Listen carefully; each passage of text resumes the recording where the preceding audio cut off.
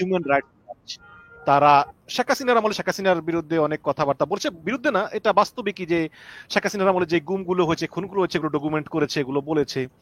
But এখন আবার তারা বলতেছে যে শেখ হাসিনা সরকারের সঙ্গে ইউনূস সরকারের কোনো পার্থক্য নাই। বিশেষ করে তারা ফোকাস করেছে ঢাকা রিপোর্টার্স ইউনিটিতে ওই যে মঞ্চ ৭১।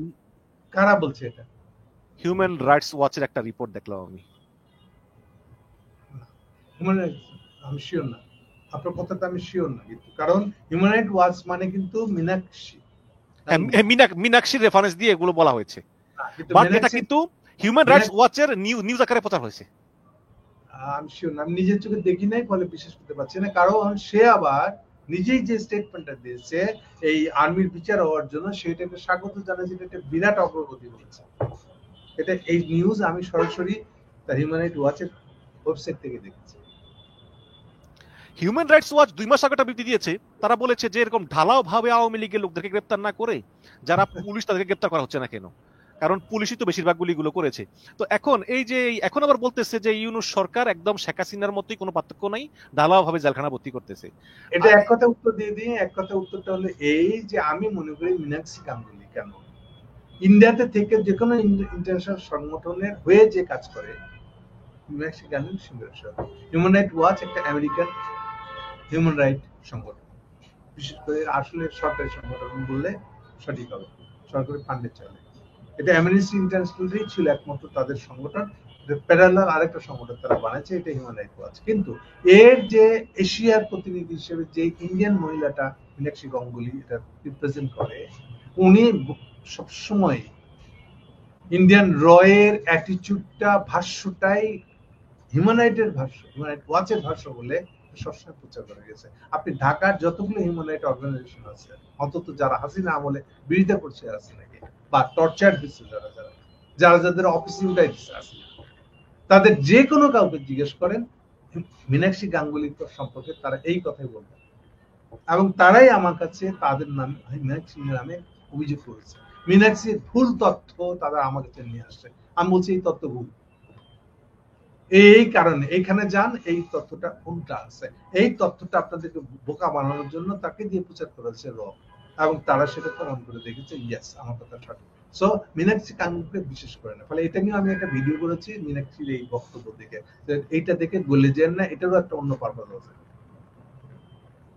সো মীনাক্ষী গাঙ্গুলি ইভেন তার বোধহয় এশিয়া ডেস্কের যে ডিরেক্টর, না বোধহয় সেন্ট্রাল ডিরেক্টর, সে কয়েকবার ওনাকে সাসপেন্ড করছে বা বকাবকি করছে যে তার এই ধরনের প্রো ইন্ডিয়ান রিপোর্ট দেওয়ার জন্য।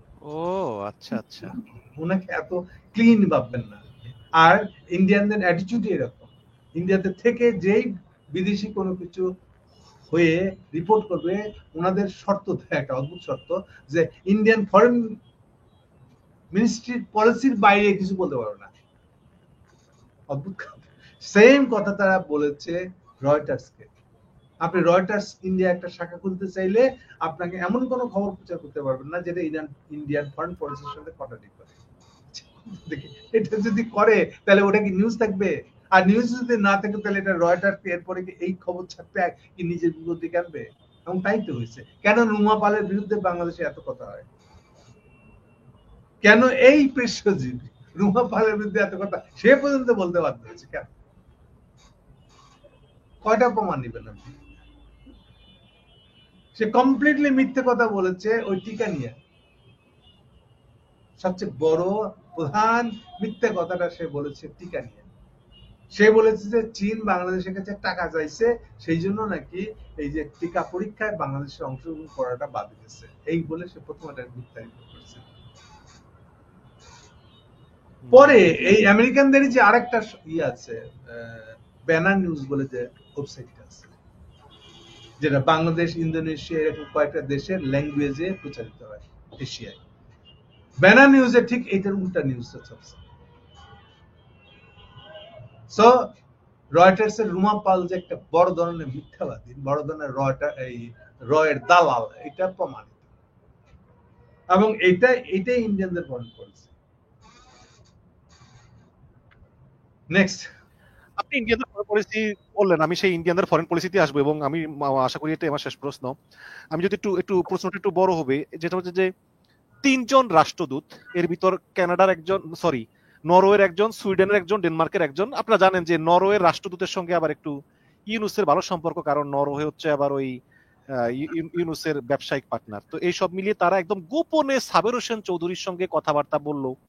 এখন আপনি কি মনে করেন? কিন্তু ওদিকে আবার ভারতের বিদেশ সচিব বিক্রম মিশ্রি তিনি আবার ওই ডিকেবের 23 জনকে আমন্ত্রণ জানালেন সম্পর্ক উন্নয়নের জন্য। আবার রিয়াজ হামিদুল্লাহ ব্যবস্থা করলো, যে হাইকমিশনার আমাদের, তিনি বললেন যে অন্তর্ভুক্তিমূলক নির্বাচনের সংজ্ঞাটা কি এটা জনগণই নির্ধারণ করবে বাংলাদেশের। আবার সেকেন্ড লাইনে এও বলেছেন যে নির্বাচন শুধু অভ্যন্তরীণ বিষয়ই না, বহির্বিশ্বের স্বীকৃতিরও বিষয়।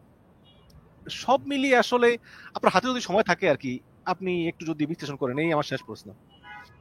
প্রশ্ন খুব সিম্পল।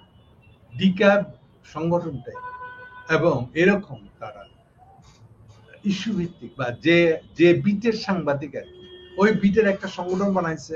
এইবার একটা বিদেশি রাষ্ট্রদূতকে ডেকে নিয়ে এসে ওর কাছ থেকে টেকা নিয়ে এই যে এগুলা চলতেছে, এগুলা কি? এতে ডাকাতির সম্মানের,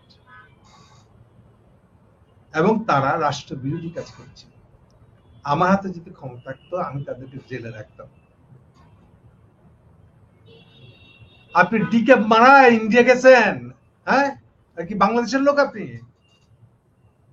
আমরা চিনি না আপনারা কারা গেছেন, আগে কি করছেন আপনি? শেখ হাসিনা না বলে এখনো এগুলা করবেন? এই ব্যবসা, এটা ভেবেন না এইভাবে দিন যাবে। দিন যখন উল্টা আসবে আপনাদের দিকে তখন দেখেন, ওটা ভেবে রাখেন কি করবেন তখন। আপনারা রাষ্ট্রদ্রোহী কাজ করেছেন। আপনারা ইন্ডিয়াতে গেছেন কি জন্য? কার হুকুমে গেছেন? কার পারমিশন নিয়ে গেছেন? কে কিছু বলেন না সেই জন্য? হ্যাঁ, আপনাকে উল্টা একটা তথ্য দিই, সবাইকে দিই। ইন্ডিয়াতে যদি যান আপনি, বাইরের কেউ, যে আমি ইন্ডিয়ার সাংবাদিকদের নিয়ে এরকম একটা মিটিং করব, ইন্ডিয়ার আইনটা হলো যে কোনো বিদেশিকে নিয়ে আপনি যদি কোনো মিটিং করেন, আর যেটা এনজিওরা প্রায় করে, অমুক জায়গায় বসছে, প্রেস ক্লাবে বসছে, সেখানে সমস্ত বিদেশিদেরকে নিয়ে আসছে। ইন্ডিয়াতে এই কাজটা করতে গেলে আগে পররাষ্ট্র মন্ত্রণালয়কে জানাইতে হয়, পররাষ্ট্র মন্ত্রণালয়ের পারমিশন নিতে হয় যে অমুক অমুক বিদেশির সাথে থাকবে এই আলোচনা সভায়, আমরা কি পারমিটেড? লিখিত দিয়ে দেন। এই কাগজটা ছাড়া যদি আপনি এই কাজ করেন তাহলে আপনাকে ধরে জেলে ঢুকে রাষ্ট্রদ্রোহিতা মামলায়। বুঝলেন কিছু? দালালি করেন ইন্ডিয়ার। ইন্ডিয়া নিজের জন্য কোন আইন বানাইছে এটা একটু দেখেন। কারণ কি ভাবছেন যে আপনার সাংবাদিক যা খুশি তাই করবেন? বাংলাদেশে আপনার বিরুদ্ধে কিছু বলা যাবে না, সংবাদ তত্ত্বের উপর হস্তক্ষেপ বলে আপনি বিবৃতি দিবেন। আপনাদের রিপোর্টার্স উইদাউট বর্ডার সাথে সাথে আপনাদের পক্ষে একটা বিবৃতি দিবে, ওটা দালাল সংগঠন। আপনারা যেটা বলবেন ওরা ওটাই একটা বিবৃতি দিবে। আপনারা তো জার্নালিজম জও রাখেন নাই, এর অর্থ মানেন না। আমি তো বললাম ইন্ডিয়া এই আইনটা আছে কিনা দেখেন। পররাষ্ট্র মন্ত্রণালয়ের পারমিশন ছাড়া কোনো বিদেশিকে সাথে নিয়ে আপনি কিছু করতে পারেন না। তাদের আর্গুমেন্ট হচ্ছে যে আপনি বিদেশি নিয়ে কিছু করবেন মানে এটা ইন্ডিয়ার পররাষ্ট্র নীতির সাথে কন্ট্রাডিক্টরি হবে। ফলে কন্ট্রাডিক্টরি হবে কিনা এর যাচাই আবার আপনি করতে পারবেন না, এই জন্য আপনাকে পারমিশন নিতে হবে পররাষ্ট্র মন্ত্রণালয়ে। তা তো বুঝলাম, কিন্তু মানে সরকারের পক্ষ থেকে কিছু বলা হলো না, এটা স্বীকারও করা হলো না। নিজেই তো একটা দালাল এই প্রসঙ্গে। উনি কেমনে নরওয়ের রাষ্ট্রদূতের সাথে খাতির কিনা, তার বিশেষ প্রীতি কিনা, তাতে আমাদের কি এসে যায়? বাংলাদেশের জনগণের কি এসে যায়? আপনি কে? বাংলাদেশের জনগণের বাপ হয়েছেন আপনি? আপনাকেও ধরে জেলে ঢুকানো যায়, এটা মনে রেখেন। এত নিজেকে একদম বাহাদুর মনে করেন না আপনি? এত একেবারে ইন্ডিয়ান আমেরিকানদের কোলে ঢুকে গেছেন যে ইন্ডিয়া আমেরিকা আপনাকে বাঁচাইতে রক্ষা করে আসুক না, ইভেন আমেরিকানরা বাঁচাইতে রক্ষা করতে আসলো আপনাকে আমি জেলে নেব। এত বড়াই করেন না, তলা হাত দিয়ে দেখেন কে কে আপনার সাথে থাকবে, কে থাকবে না। আইন কানুন, দেশের একটা রাষ্ট্রের আইন কানুন কেমন থাকে ওটা একটু বোঝার চেষ্টা করেন। একদম ফ্ল্যাগ নামায়া গোপনে গেল সাবরেশ চৌধুরীর সঙ্গে দেখা করতে, যাকে আবার গ্রেপ্তারের কয়দিন পরেই ছেড়ে দেওয়া হলো। এখন সব মিলিয়ে আসলে বুঝতেছি না আওয়ামী লীগের পুনর্বাসন হচ্ছে কিনা। আমি শুধু একটা কমেন্ট নেই, সেটা হচ্ছে যে এমডি হেলাল লিখেছেন ভারতের 4 জন আর্মির গোয়েন্দা সদস্য বাংলাদেশে আসতেছে, বিষয়টা কি সত্য কিনা? এগুলো এইসব মন্তব্য নিয়ে, আচ্ছা ধরেন এই যে নিউজটা দিল, নিউজ বলবো না তো, এটা এক ধরনের ভিউজ, একটা এটা মতামত দিলেন। আমি খালি আপনাদেরকে ব্রডলি একটা খালি আশ্বস্ত করার বাক্য বলি, বাংলাদেশে রয়ের কোন অ্যাক্টিভিটি এগুলো দেখার জন্য যারা আর্মি দিক থেকে অ্যাসাইন লোক আছে তাদের কারো নজরের বাইরে নাই।